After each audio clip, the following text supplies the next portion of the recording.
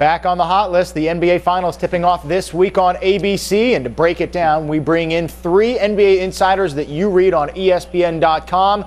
David Thorpe, Chris Sheridan, and John Hollinger. We've got our quad box. Very excited about that. John, let's start with you, and we'll go right around the horn. Your best moment from the Celtics-Lakers rivalry?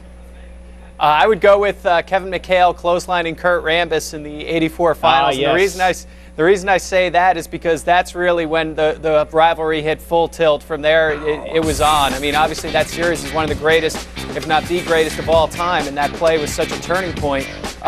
You know, for the league as a whole, I think it was really a turning point, too, in terms of an increased physicality of play, the whole no layups mantra of the bad boy Pistons and the Lakers. I think a lot of that stemmed from this one play and how it turned this series. David?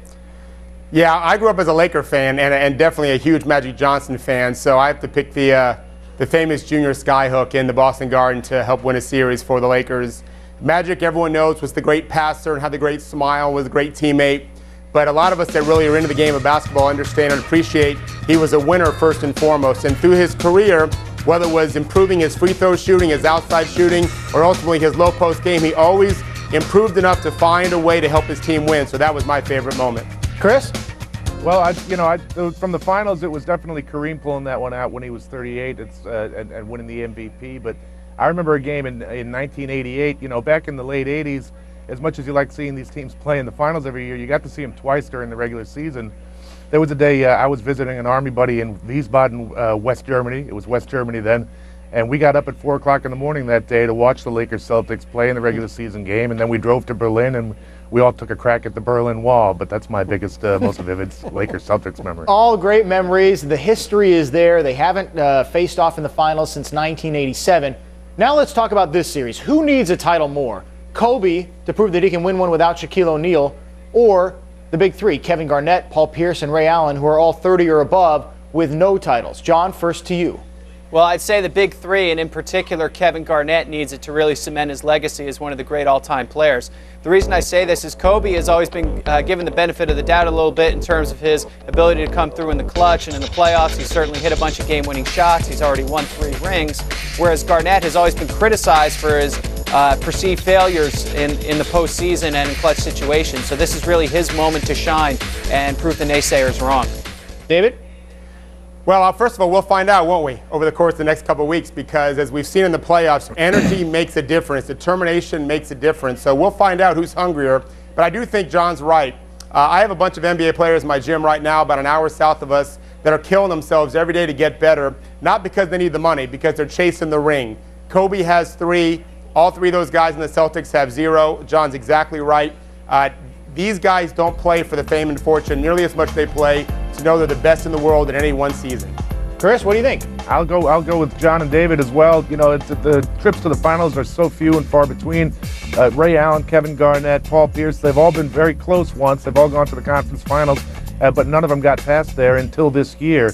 And if they thought the pressure was high in the conference finals, which is the farthest they've all gone, they haven't seen anything yet, because the NBA Finals is a whole different level. And like John said, as far as cementing legacies goes, championships do it.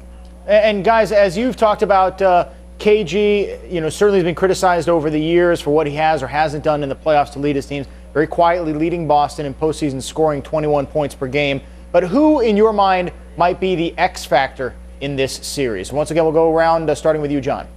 Yeah, I'm going to go with Sasha Vujacic for a couple of reasons. First of all, Vladimir Radmanovic is going to be starting for the Lakers, but he has to guard either Paul Pierce or Ray Allen. It's kind of a bad matchup for him. He doesn't have the quickness to handle either of them, so I think Phil Jackson will play Vujacic heavy minutes. He's shown he can be a real pest, really an annoyance to Manu Ginobili in the last series, for instance. Definitely quickly becoming one of the league's top villains in terms of things that just get under opponent's skin, and the things like that last-second three-pointer in the San Antonio series. It was completely unnecessary. So I think he's the guy that might really make a name for himself in this series. David?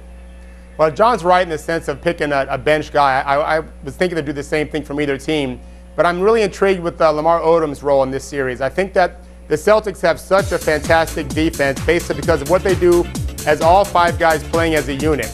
And I think that Odom can take advantage of that. Garnett is going to be guarding him a lot. He's a great helper, a phenomenal help teammate, guy off the ball making plays. Odom is talented enough to make plays and really punish Garnett if he cheats too much to help on Kobe or Gasol. Chris? Well, there's probably 7 or 8 guys you could pick. I think Derek Fisher from the Lakers is one guy. But the guy I'm going to pick out is kind of the third option and really the third wheel with the Celtics, Ray Allen.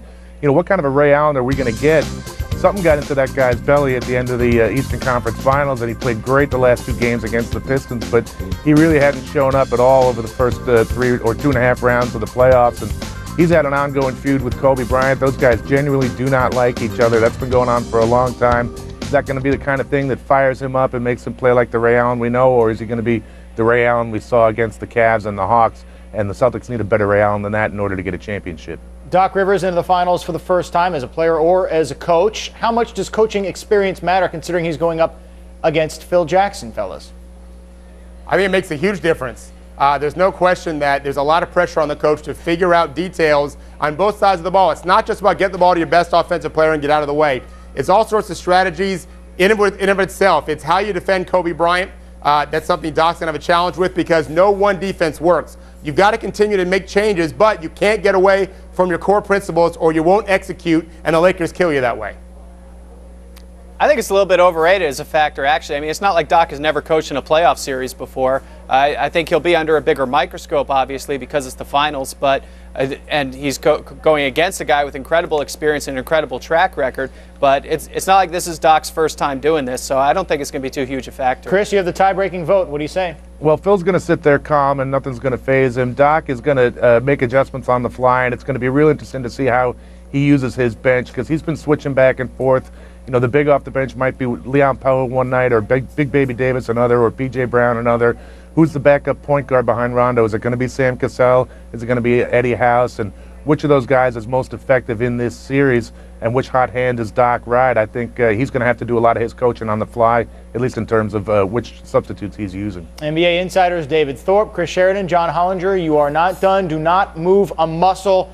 Graham's going to get you next. Yeah, overtime. Nobody move. Nobody go anywhere. David Thorpe, Chris Sheridan, John Hollinger, they're all up next as we continue our discussion. Lakers and Celtics. The Eclipse Gum